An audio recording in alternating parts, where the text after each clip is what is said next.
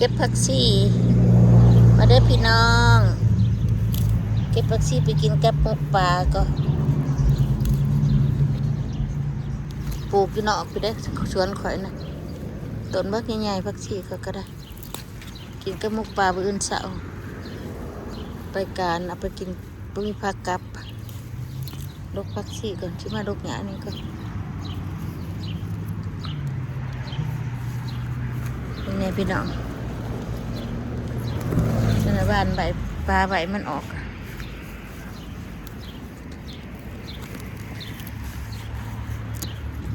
เก็บผักชีก่อนปะเท้าเขาแล้วเว้ยโอ้ดอกไม้นี่งามดอกหญ้างามดีนี่ผักชีงามนี่พี่น้องงามดีผักชีค่ะบ้านกระเด้งกระดาษไปได้เป็นเฉยเพราะว่ามันมีต้นนั่นนี่กับปลามันออกไปเลยโอ้เสียงนกเสียงหนู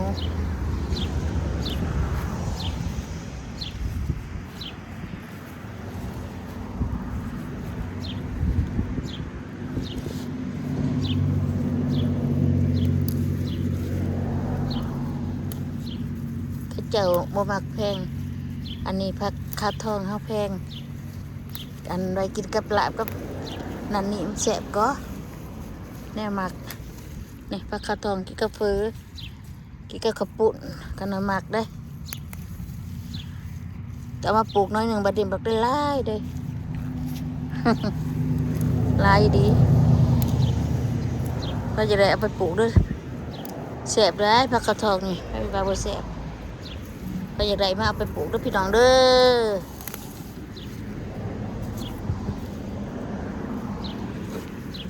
ลายผู้ใดอยากได้ไปปลูกมาเอาผักข้าวทองเดี๋ยวเราเกิดขังกันมันก็เกิดขึ้นกันละ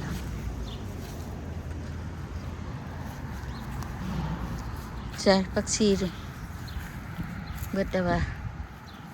หญ้ากันลายฮะโอ้ยบุอืดบ่เท่าเอากระต้อมาใส่เลยเก็บผักชีเลยเฮ้ยเก็บผักชีไปกินเอาไปกินกับบุกปลาเขาเด้นี่เด้ผักชีเขางามพี่น้องผักข้าวทองเก็บผักข้าวทองผักชีเอาไปใส่กินกับหมกปลางามเลยนี่ผักข้าวทองก่อนกินกับลาบชิ้นกับลาบปลา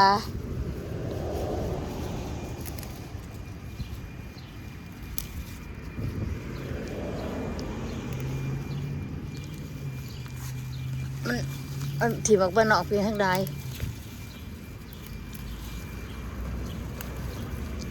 กินกับเพอกินกับข้าวปุ้นเขามากเลย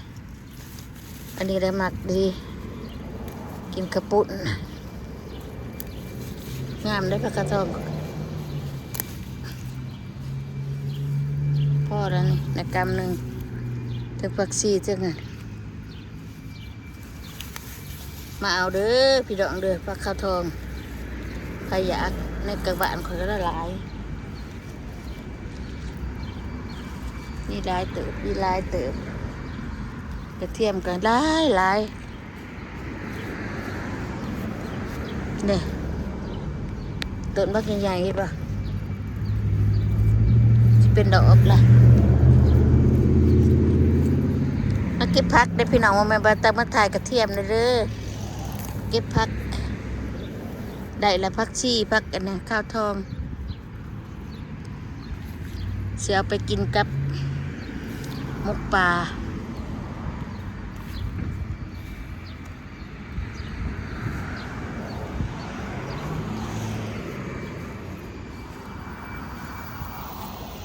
มาหาเก็บพักมาถ่ายสคริปต์น้ำพองนี่ยังได้ดังนี่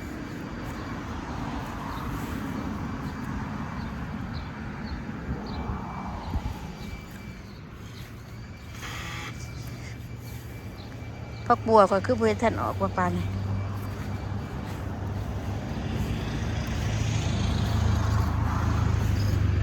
มีหลายอยู่ข้าวทอง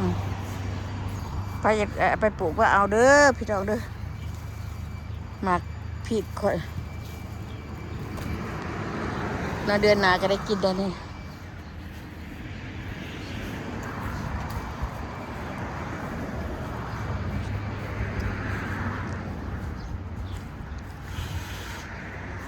เฮ็ดอีช่างเฮ้ยปะเฒ่าเฮ็ดอีช่างเฮ็ดอีช่างเฮ็ดอีช่าง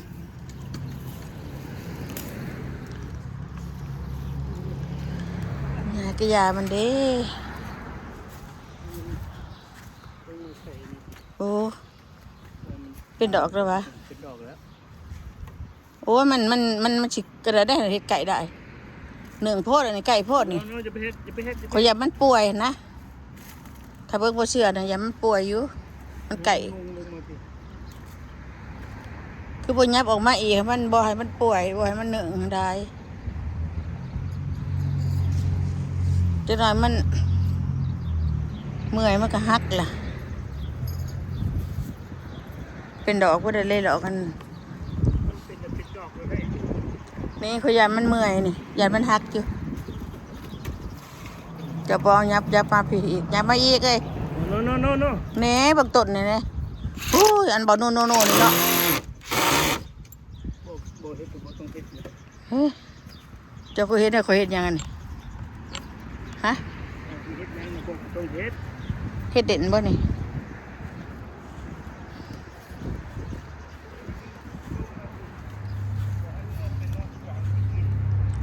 คือเก่าแล้วก็ไม่อยากกินนะกลัวก็ได้จะพัดบอกพักคว่ำติกวงนะ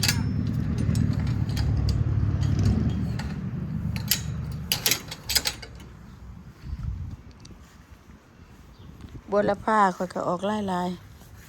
เด้พักบัวละผ้าค่อยก็ได้จะท่านในบงเลยวังนะ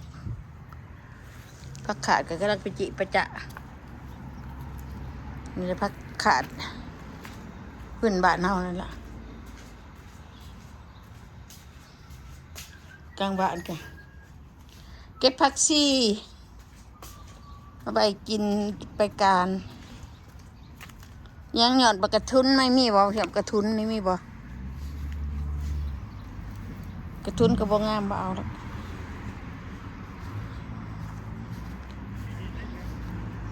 ใส่ปุ๋ยบ่เอาบ่ผักกาดได้ใส่แล้วบ่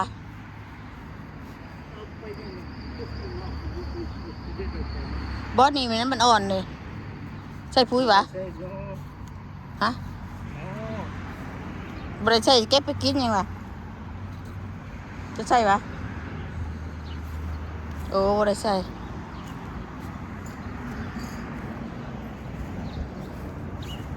บักแตงก็ออกแล้วหมักถั่วก็ออกแล้ว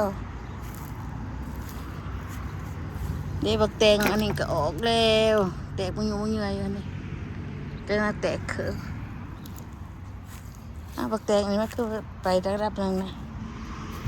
คือยังต้นเดียววะนี่ตายสิออกเลยว่ะคือว่าตายแล้วปลูกใช้บักหลายๆคนได้มันคือข่อยได้แบบกินตาชิบระกินแต่คือบ่เห็นออกว่ะมันเลยนี่โอ้ดีเลยออกอยู่เนาะออกต้นนึงละต้นเดียวนี่บ่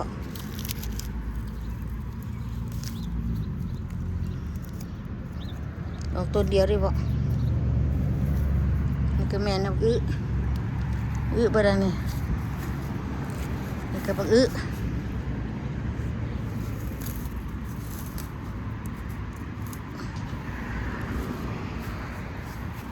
ปลูกมะกึปลูกมะโอยปลูกหมากยังบางหน้าไม่ได้บางอย่างได้กระดื่มได้หมักใส่บางอย่างนี่บักผักปลูกบักผักอันนี้เสียออกจะบอกกระบอกหูกันบักผักแกก็ออก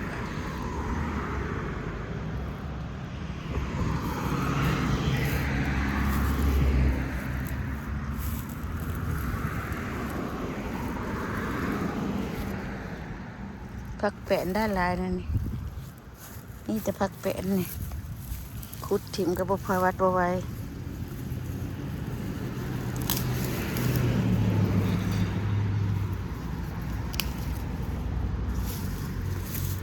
จะว่าไปขันชมอยู่แต่ว่าบ่อยากอะผักแป้นปลูกบักหะนี่ก็แม่นะบักหะขนาดเอามาปลูกใส่บัดขึ้นนี่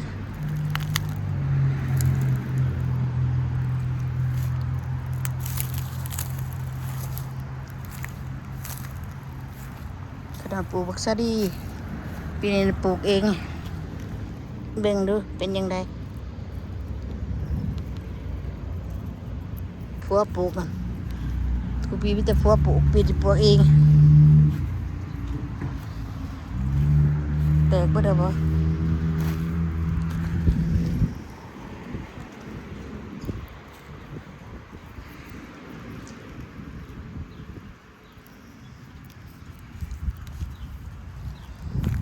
บักชะลอยนะบักชะลีปลูกบักชะลีปลูกบักชะลอยปลูกไปกินเอง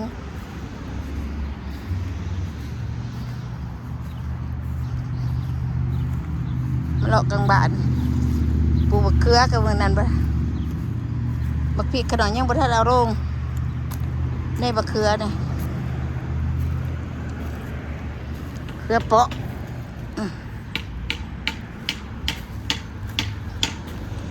12 ต้นนี่เขือเปาะนี่ติดเบิดละ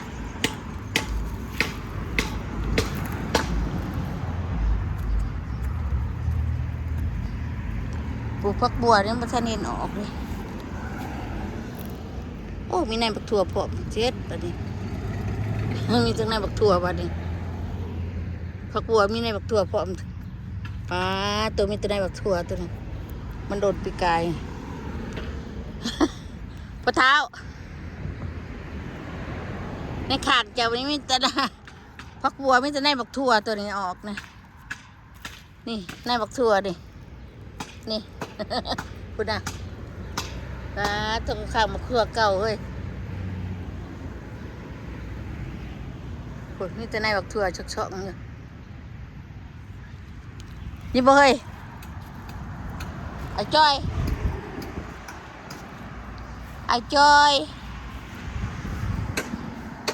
ตัวใหญ่เด้อเลยหมากนี่คอยก็ใหญ่ละลาย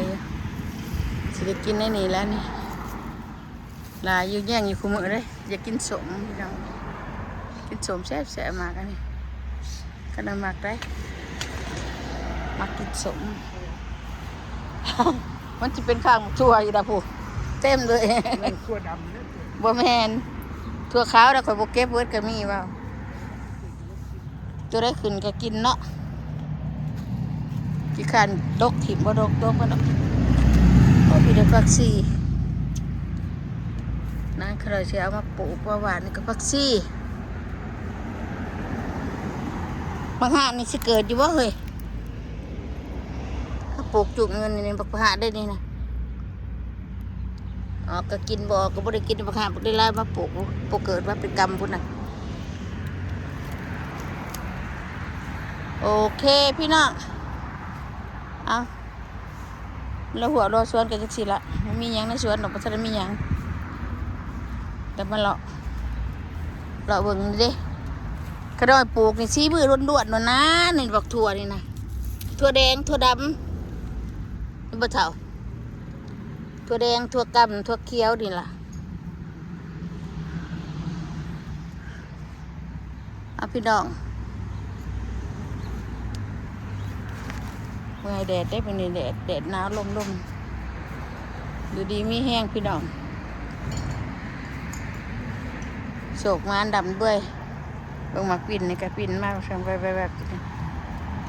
เอาไว้พี่น้อง